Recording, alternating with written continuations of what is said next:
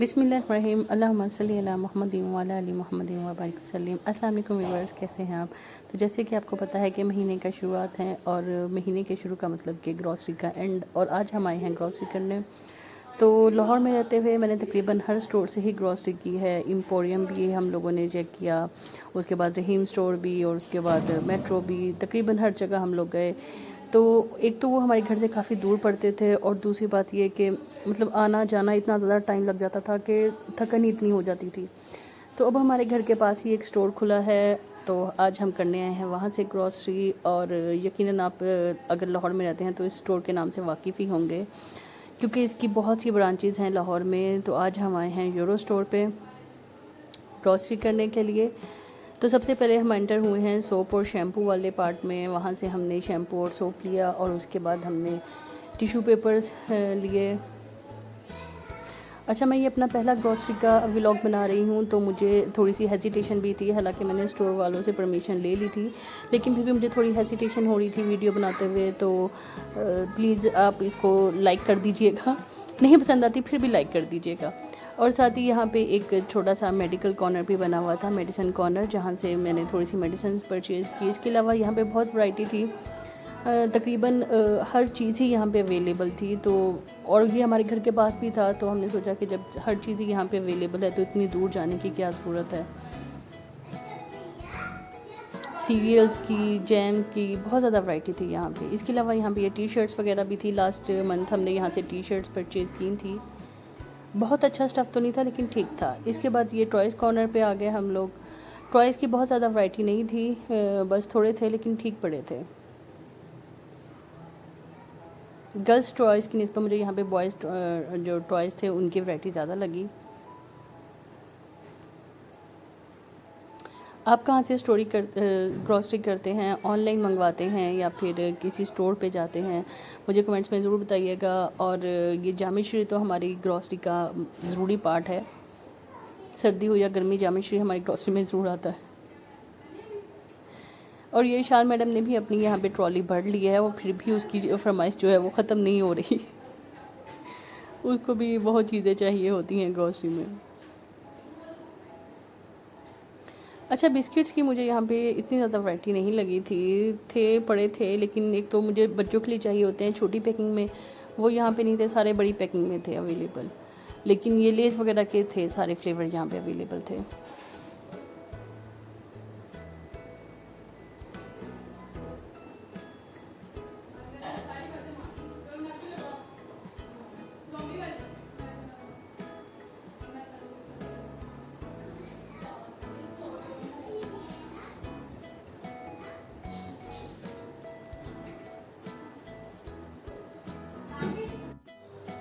इसके बाद हम अगले रैक की तरफ आए, और वहाँ से मैंने ली पत्ती जो है हम टपाल दानेदार यूज़ करते हैं, तो मैंने टपाल दानेदार ली।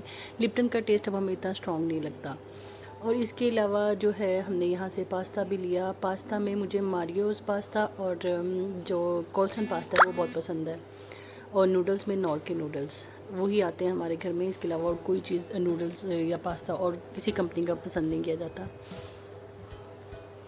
इसके बाद हमने गए जी दालों वाले कॉर्नर में। दालें भी सारी यहाँ से ख़त्म थी। राइस हम लोग यहाँ से परचेज़ नहीं करते, लेकिन अभी राइस घर में बिल्कुल ही ख़त्म थे, तो इस वजह से हमने यहाँ से राइस लिए थे।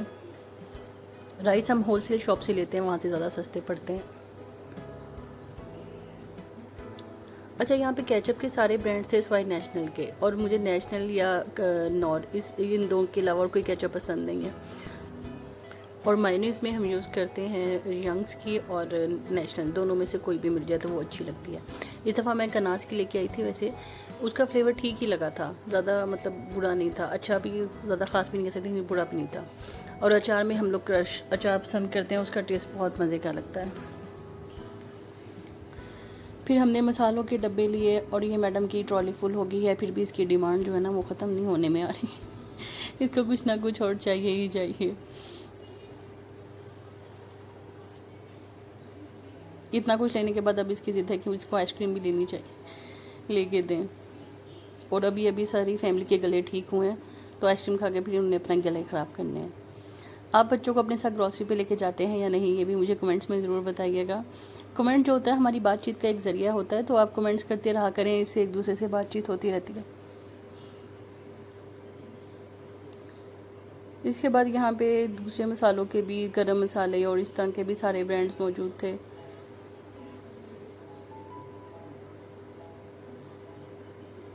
तो कुल मिला के मुझे ये एक अच्छा स्टोर लगा, क्योंकि एक तो ये हमारे घर के भी पास था और दूसरी बात ये कि यहाँ पे तकरीबन हर चीज़ ही अवेलेबल थी। और साल्ट में अब हमने जो है ना आयोडाइज साल्ट जो है वो यूज़ करना बंद कर दिया और अब हम पिंक साल्ट यूज़ करते हैं। और बिरयानी मुझे मेहरान की बहुत अच्छी लगती है।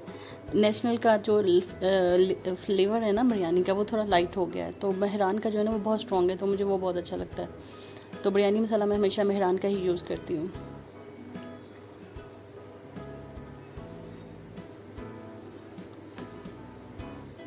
इसके बाद हम सॉसेस वाले रैक में आ गए। यहाँ पे सारे सॉसेस भी अवेलेबल थी और जो क्या कहते हैं आइसक्रीम टॉपिंग वगैरह के लिए जो यूज़ होते हैं वो भी सारा इसमें अवेलेबल था यहाँ पे।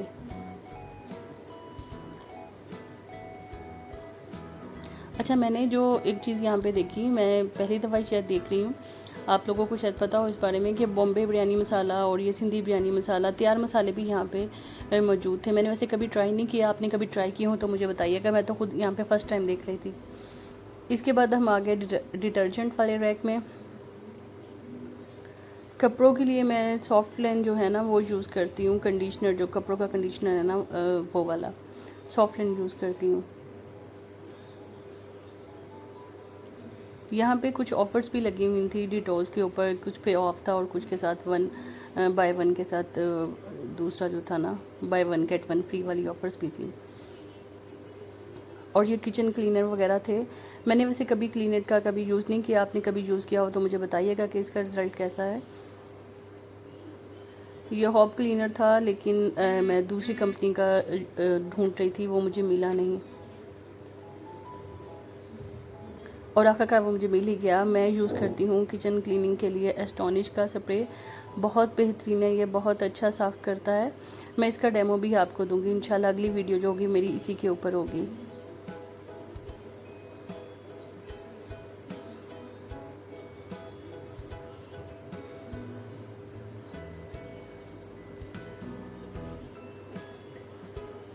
डिटॉल के क्लीनर्स वगैरह भी सारे यहाँ पे पड़े थे।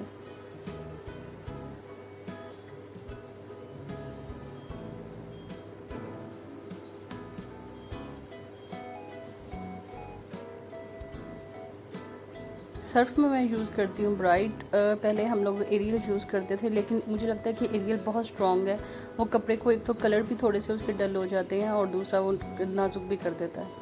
इसके अलावा यहाँ पे पैम्पर्स के भी सारे ब्रांड्स मौजूद थे और कैंडीज़ के भी सारे ब्रांड मौजूद थे। इंपोर्टेड कैंडीज़ भी अवेलेबल थी और लोकल भी। फिर हम आगे जनाब मेकअप कॉर्नर में, क्योंकि लेडीज़ ग्रॉसरी करने जाएँ और मेकअप वाली साइड ना जाएँ तो ये कुछ ख़ास बात नहीं अच्छी बात नहीं। तो फिर खैर मैंने ज़्यादा कुछ यहाँ से लिया नहीं, हमने सिर्फ लिए यहाँ से बॉडी स्प्रे, 2 बॉडी स्प्रे लिए थे बस हमने। लेकिन मैं आपको ये दिखाना चाह रही थी कि यहाँ पे सारे मेकअप के ब्रांड्स भी अवेलेबल थे, क्रीम्स के, मेकअप के और हेयर एसेसरीज़ भी सारी अवेलेबल थी, हेयर एक्सटेंशन भी अवेलेबल थी यहाँ पे। और ये छोटे छोटे पाउच भी अवेलेबल थे, हेयर ब्रश वगैरह बहुत कुछ मतलब यहाँ पे अवेलेबल था। और इनकी प्राइसेस भी कुछ ज़्यादा हाई नहीं थी, मतलब अब महंगाई तो सारी ही हर जगह ही बढ़ गई है, लेकिन इनके प्राइस मुझे बहुत नॉर्मल से लगे। और यहाँ पे इसके अलावा ज्वेलरी भी अवेलेबल थी और पोनीज़ और कैचर भी। और मुझे ये वाली पोनीज़ भी मिली जो हमारे बचपन में मम्मा हमारे लिए यूज़ करती थी। इनको जितना भी स्ट्रेच किया जाओ ये टूटती नहीं थी, उसके बाद ये मिलना बंद हो गई थी। साथ ही इसके बाहर ही सब्ज़ी वाला भी बैठा था, तो हमने सब्ज़ी भी वहाँ से। तो आज का हमारा ग्रॉसरी व्लॉग हुआ ख़त्म। आपको मेरी ये वीडियो कैसी लगी मुझे कमेंट करके ज़रूर बताइएगा और मेरे चैनल को लाइक और सब्सक्राइब करना मत भूलिएगा। अपनी दुआओं में याद रखिएगा। अल्लाह हाफिज़।